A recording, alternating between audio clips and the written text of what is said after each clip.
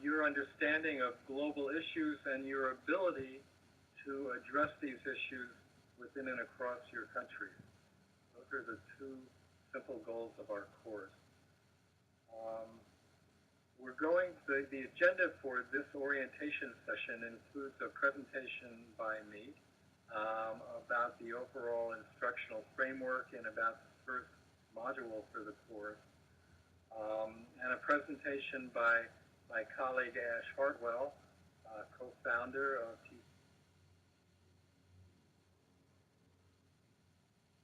TCI and an associate professor at the University of Massachusetts, about the active learning component of our and is being recorded. So for people who miss it, we have on my site. Moodle is our learning management system for this course.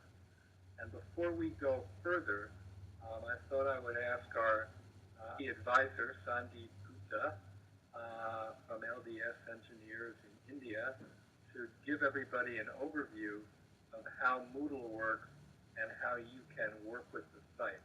So Sandeep, I'm going to turn this over to you. Okay, sure. Thanks, Ron. Thanks for answer everyone's question and everything. So basically, just want to mention that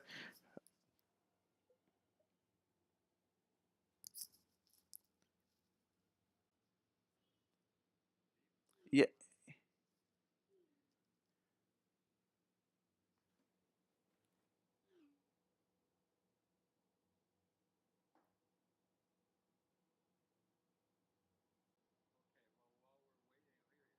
yeah. Hello. Yeah, yeah, yeah. Hi. So basically, hi, hi. Thanks a lot. So basically, I just want to give an introduction about what exactly it's all about. What exactly yeah, the Moodle is all about. It's basically to give an idea of it's a e-learning platform where people can take their courses.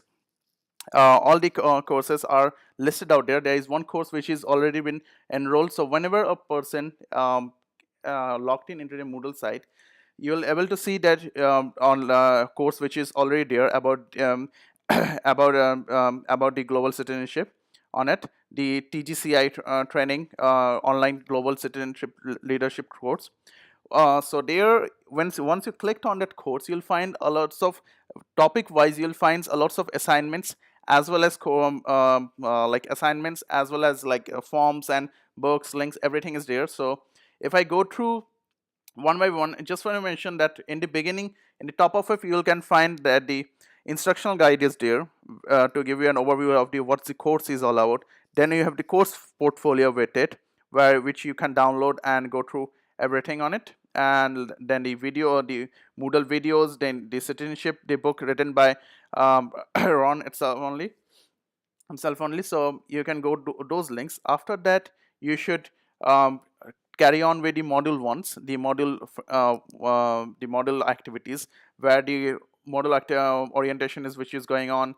Then there is a situation assessment which is there, the mentoring session. So one by one, there are like the whole week there is a activity of the whole week. Similarly for week 1, week 2, so it will goes on like the it's a bilateral stuff which is going on. So module 1 will take like 2 weeks, then module 2 week again 2 weeks. So this in similar ways it will go till module 8. And meanwhile through Moodle you can actually like submit your assignments to situation assessment. So once you carry on with your assignments, the filling up the course portfolio or something like that, you can upload it on the situation assessment or submit draft worksheet. So there are like upload options which are there, which will be reviewed by the course creators or on it himself. So they can give you better feedback about the whole stuff. So and meanwhile, if you have any issues with Moodle, just shoot me a mail on my mail ID, which is already probably there on your accounts, because it's already there when the account has been created on you. So just shoot me a mail about it. I'll definitely get back to you in let's say in 5 to 6 hours only about the whole stuff on it. That's it from my side. Like, and if you have any questions, please feel free to contact me on anything. And I'm handing over back to Ron for further explanation about it. Okay, Ron, you please.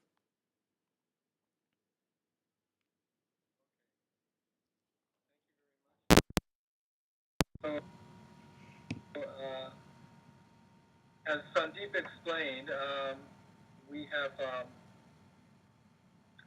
constructed this Moodle platform as a way for us to interact and exchange information and do these kinds of online video conferencing,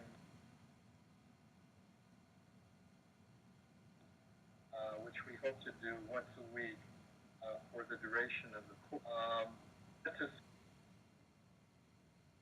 say that in addition to myself and Ash, we have 5 other outstanding people who are course mentors, and we have 20 participants from 11 different countries, which is quite exciting. As Sandeep mentioned, there are resources that we put on the Moodle site that people can download. I've also sent several of these resources to you in email, but the main resources for the course are the course instructional guide, which provides the content for the 8 modules, the core content, a course portfolio, which is a Word document that consists of worksheets for each of the active learning assignments for the 8 modules in the course. And participants are asked to, for each module, to complete a 2 or 3 page summary of the work that they've done on the module and include that in their portfolio, and at the end of the course submit their whole portfolio for review by program faculty, and based on that we will issue you a certificate.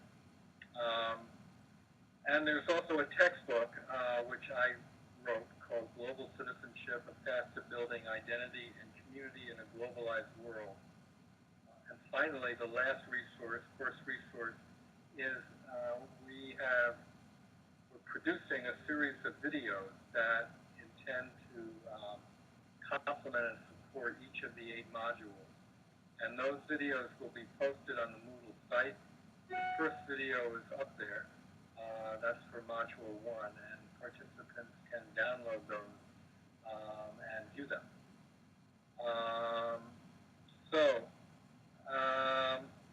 As Sandeep briefly mentioned, the course works in 2-week cycles, each cycle corresponding to a different module, and there are 8 modules altogether.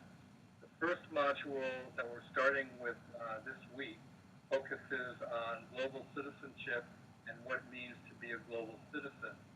The next 6 modules, each of them cover a different global issue: human rights, the environment, gender equity, poverty reduction, governance, and global peace and justice. And then the last module is a capstone module where we're going to ask you to develop a country global citizenship plan. So for each 2-week cycle, this is how the course works. On the Monday of the first week, for the study of that module, we'll do what we're doing today, which is an orientation to the content of the module and to your active learning assignment. Ash will talk a little bit about this later, but each module has an active learning assignment connected to it that you as a participant are asked to complete. After the Monday orientation, we'll ask you to begin to do work on the active learning assignment for that module. And by the end of the week, we hope that you will have completed a draft of your active learning assignment, a 2 or 3 page draft that you can share with your course mentor. I'll say a little bit more about mentors in a minute. The course mentor will give you feedback on your draft module, and then in week 2, you'll be able to complete it. And we're not expecting PhD theses for, for the active learning assignment. We realize that all of the people engaged in this course work, and so we don't want to put too many, we don't want to overburden you with demands on your time. So we're expecting a 3-page summary of the research and the findings and the recommendations that you make for each module. So that will be, in terms of the cycle of activities in week 2, you'll be expected to finalize your worksheet for the active learning assignment and include that in your portfolio. In the middle of week 2, we'll have a conference call, a whole course conference call, where we'll ask 1 or 2 people, 1 or 2 participants to present their findings to the group, and then have the whole group comment and share their experiences, their lessons learned working on this module. Now, each participant in the course is going to be paired with another participant. We're doing this for 2 reasons. Number 1, to give participants a chance to network and know some of the other people working or taking the course. And 2, because we want to give participants an opportunity to learn about how the issues that this course is focusing on are being dealt with in other countries, and what the similarities and differences are.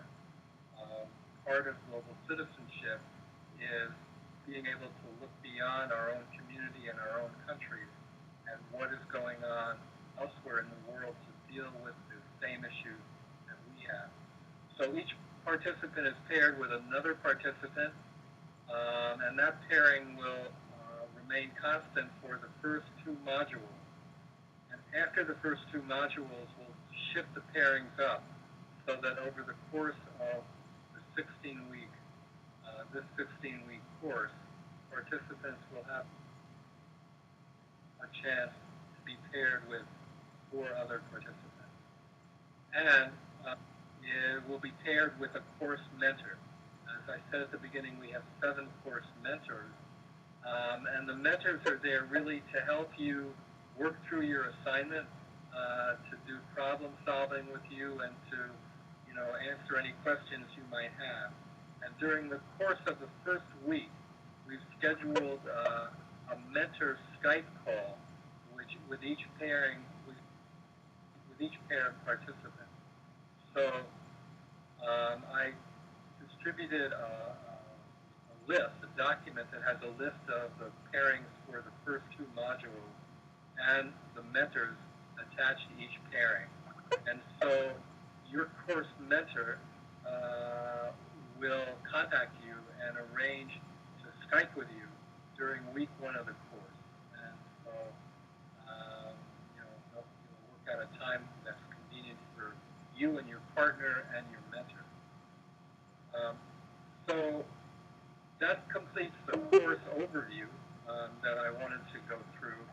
And now I want to say a little bit about Module 1, which is our first module that we're going to be studying for the first 2 weeks of this course. So Module 1 is entitled, What is Global Citizenship? And it's intended to get you to reflect about what the term global citizenship means, and what it means to be a global citizen in your community, in your country, and in the world. The content, the core content for Module 1 is presented in about 5 pages in your instructional guide. So the first thing to do would be to read through those 5 pages. If you want a more expansive resource on global citizenship, you can also download and read through the book I wrote, which is really a treatise on global citizenship. At the Global Citizens Initiative, our working definition of being a global citizen is someone who sees himself or herself as being part of an emerging world community, and whose actions help define the community's values and practices. Um, so what does this definition really mean? From our perspective, global citizenship, the practice of global citizenship, has its roots initially in issues of identity. Of identity. Our identities tell us who we are and what larger groups we feel we belong to, in terms of our community, our ethnic group, our country. Um, and today, because of the forces of modern information, communication, and transportation technologies, are allowing us to have, for the first time in history, really a global identity. Almost everyone in the world has had a global layer of identity um, superimposed on them as a result of our technology and the forces of globalization. And this super layer of global identity, has many different ways of manifesting itself. It's through our internet connections, through the work that we do, which is becoming globalized, through our participation in the global marketplace. In many different ways, we are becoming global people. Um, our definition of community and identity now includes the planet as a whole. And when we look at the planet as a whole, at the world as a whole, what do we see out there? So we see, really, if you just pick up the newspaper and see what's going on, we see a world that's being torn at the seams by a variety of global issues that no single country alone can solve. These include the issues that we're going to be studying in this course: human rights, the environment, poverty, issues that are worldwide in scope and that are interconnected. So as global citizens with our global layer of identity, if we take that layer of identity seriously, in addition to the responsibilities we have as citizens of our communities, our nations, our ethnic groups, religious affiliations, we also have global citizenship responsibilities.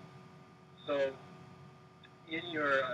in Module 1, there's a page or two where we describe the global citizenship responsibilities that we now have. So first, there's a responsibility to understand the ways in which the people and countries of the world are interconnected and interdependent. The way in which the global environment affects us where we live and how we, in turn, affect the global environment. The ways in which human rights violations in foreign countries might affect our own human rights, how growing income and resource inequalities within and between countries affect the quality of our own lives, how the global tide of immigration affects what goes on in our countries, and how our own country's immigration affects other countries' policies. So these are just some examples of the ways in which what goes on in one country affects all countries. The second responsibility that we as global citizens have is the responsibility to understand, to better understand global issues. For example, we need to understand the impact of the growing scarcity of natural resources on our society and on other societies, the challenge presented by the contribution of war, conflict and peace building, and posed by a growing global population. Again, these are just examples of the types of global issues that as global citizens we need to dig deeply into and understand what's causing them and how they're manifesting, and most importantly, what can we do to really address them. Third, we have the responsibility to understand our own perspective and the perspective of others on global issues. Almost every global issue, as you well know, has multiple ethnic, social, political, and economic perspectives attached to it. And it's the responsibility of global citizens to understand these different perspectives and work to build common ground solutions to them. We should try to avoid taking sides with one particular point of view and instead search for ways of bringing all sides together. Fourth, we have the responsibility to advocate for greater implementation by our country of the international agreements, conventions, and treaties on global issues.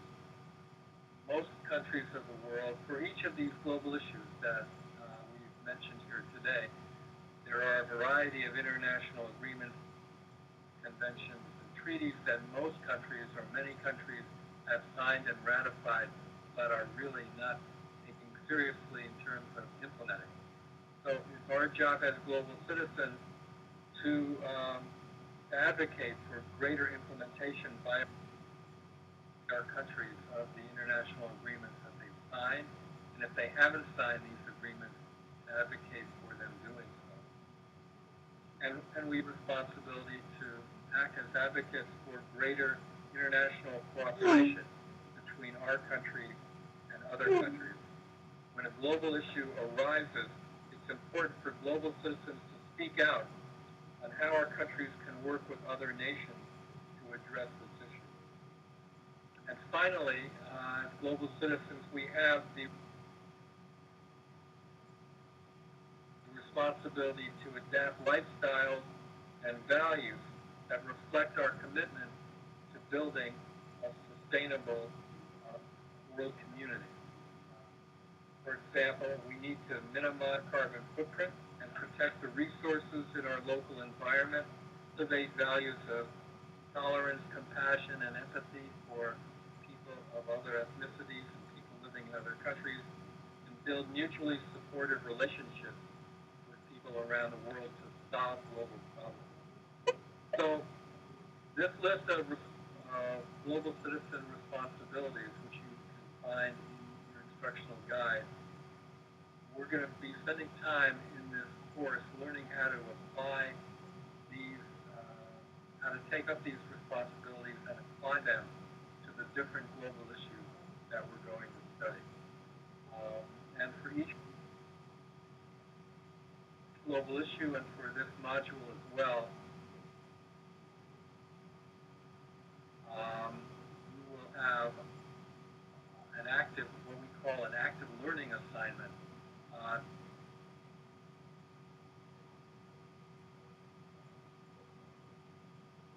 To carry out, which is really intended deepen your own understanding of the particular content in your country and working with people across countries.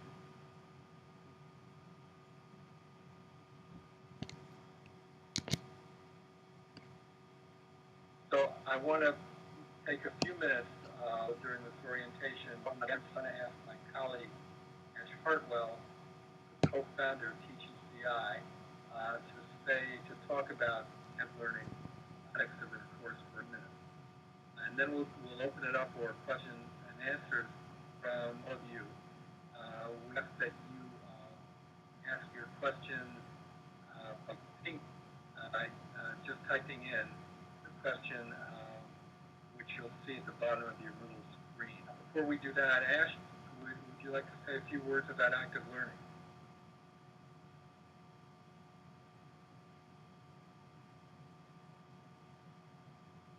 First, want to just check to see if you can hear me.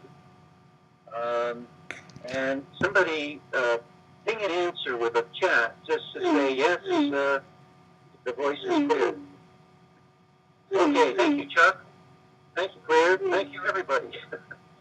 Built into the concept of this course is the idea of active learning, and I'd like to say a few words about that. First, what we're really speaking about with active learning is a form of engagement that is a little different than the usual college course. Rather than just simply giving you assignments to read and then a paper to write, we want the course to actually relate your personal growth of knowledge in this area of global citizenship to public life.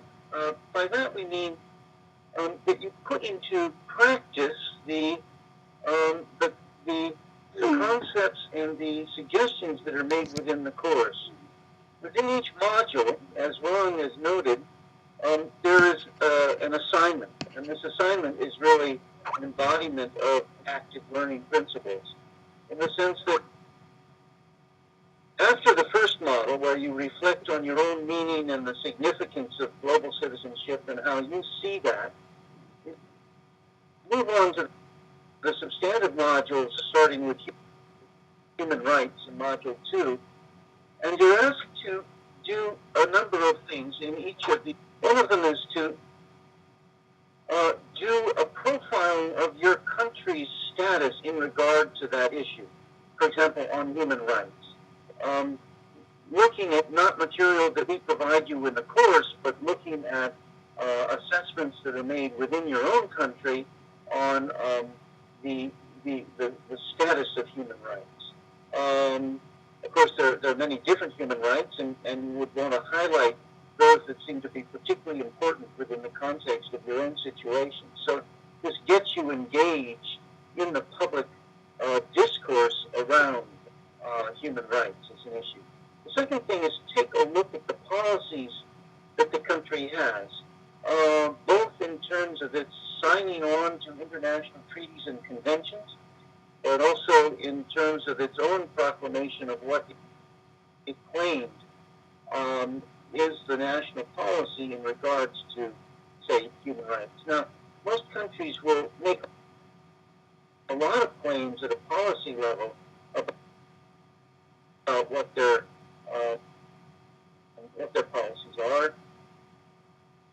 And part of the question you have is where are the gaps between the situation as you profile and the articulating of the public, so that involved doing this, that you reach out to others, really have to do, who are concerned, active citizens in this area, who also can inform you, but be informed by the agenda that you have. The whole principle behind the Global Citizens Initiative is very much to raise awareness and consciousness of our role as global citizens, and by engaging with other people within your country on the issues as you go through the modules, you both help to complete the assignments, but more importantly, to accomplish that fundamental purpose of raising awareness.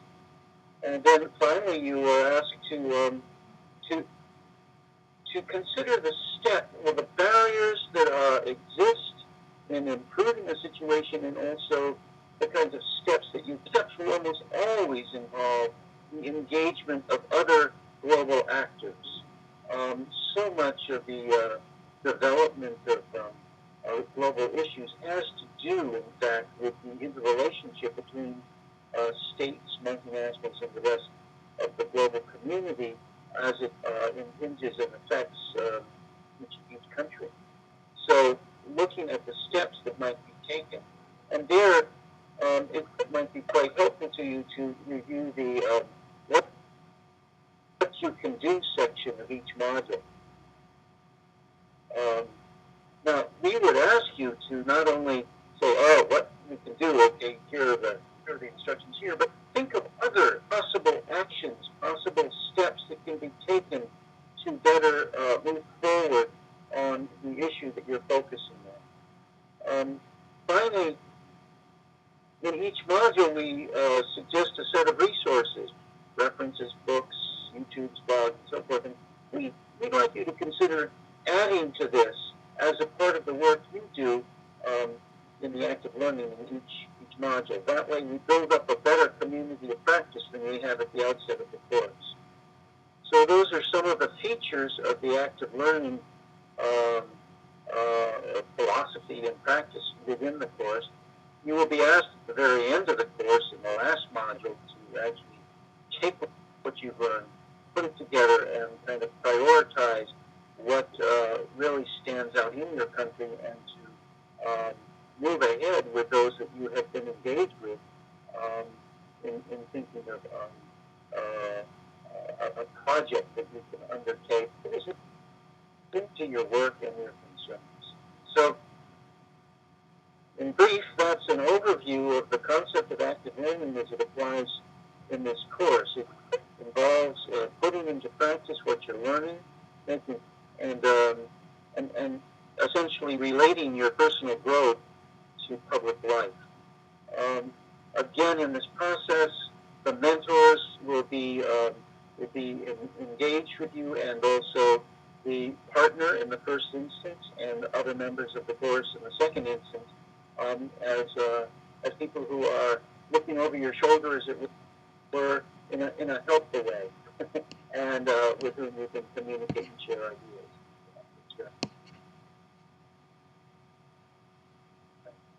Thank you. Thank you, Ash. So that's the formal presentation part of this orientation, and I'd like to open up our platform here to any questions that participants may have. That you can ask those questions by typing in at the bottom of your screen whatever question you want to ask.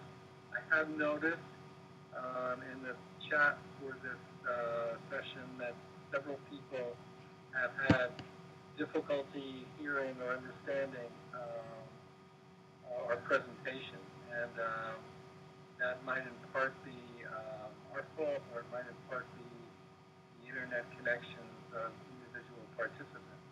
But we're anxious to try to deal with technology issues. So if you have any, please let us know, and specifically you can send an email to Sandeep, our IT person, and I'm going to pin you his email. Excuse me, there's a typo in there, but it's Sandeep let me try again. Yeah. Sandeep Gupta at LDS International.com. That's better. And copy the course email, which is course@gcitizen.org, so we know what your question is about technology.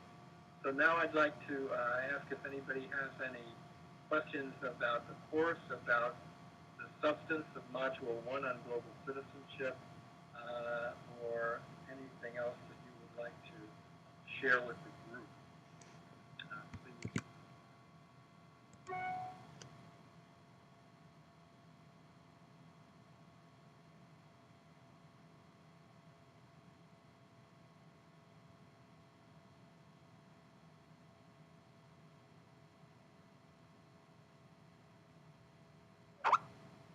Okay, well, I don't see there are any questions forthcoming, so that either means we did a good job at explaining what we set out to do, or we didn't.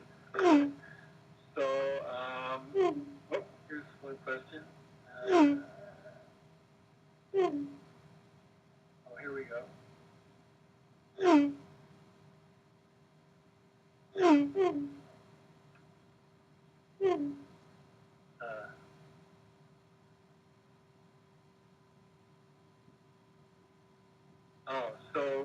So Claire has a question that that she's not sure that that using the UK as her subject of study is going to give her what she wanted to get out of the course. So, and so she wanted to know if she could do her work on another country, Nicaragua. So the answer to that is yes, I do. That will help you personally achieve the learning goals you want to get out of the course. But let me put just a little footnote on that comment. It's fine, and I think you should do that. But quite often, people, including myself, living in so-called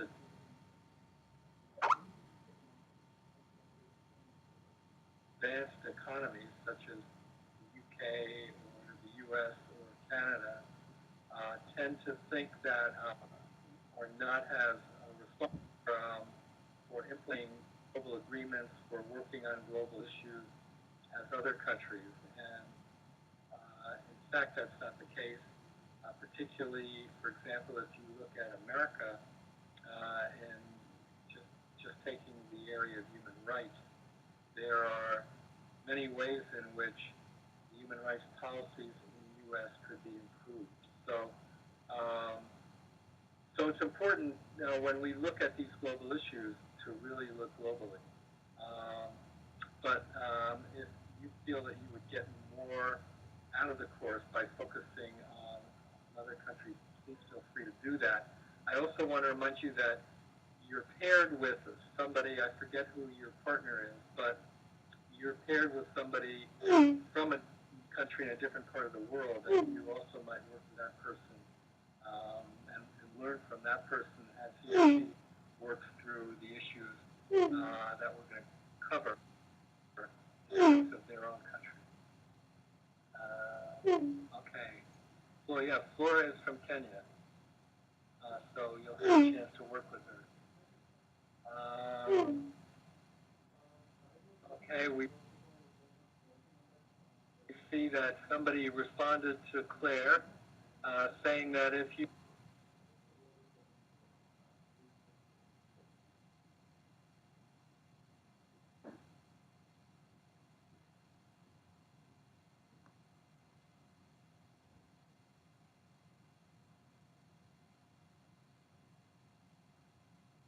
choose to focus on another country, it should be because you have close relationships within that country and has to make it America. I'm assuming that she has the relationship to a country.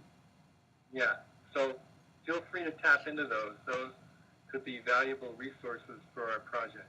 So yeah, I say go ahead and do Nicaragua if that works for you and if you have good connections. All right. Any other comments or questions? There are, yes.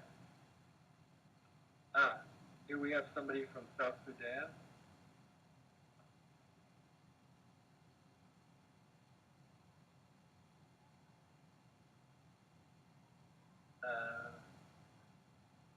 So a participant from South Sudan has indicated that this country is a very good country for this particular issue.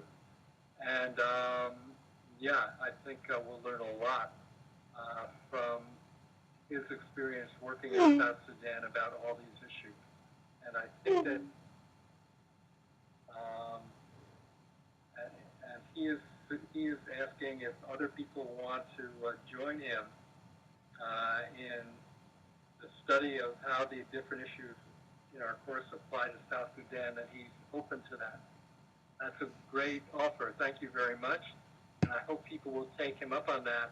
I know that he is partnered with somebody from a different country, so at least there's one person who you'll be working with. But if other people are interested in South Sudan and want to work on that issue, send us an email at course@gsystem.org and we'll try to see if we can rearrange that. Any other comments, questions at this point? Great. Well, as I said, we're transcribing this orientation session, and we'll post it on the Moodle site so that people who haven't been able to hear the whole thing, or for one reason or another haven't been able to participate, can download that. And we're off on the launch of this course. I wish everybody good luck in working on it, and sincerely hope that you can benefit from the course, and that it will help you grow in terms of your own global citizenship practice. And if you have any questions that come up, please get in touch with us. And mentors will be in touch with you to set up a mentoring session. Okay, that's all for now. Have a good week. Oh, well. we have somebody who, we have Ash, who has just joined in and said that he would be willing to work with a participant, Oliver Michael from South Sudan, on South Sudan issues. He's been there a couple of times. So, Oliver Michael, you have a partner. We'll try to maybe reconfigure things so that Ash can work with you a bit.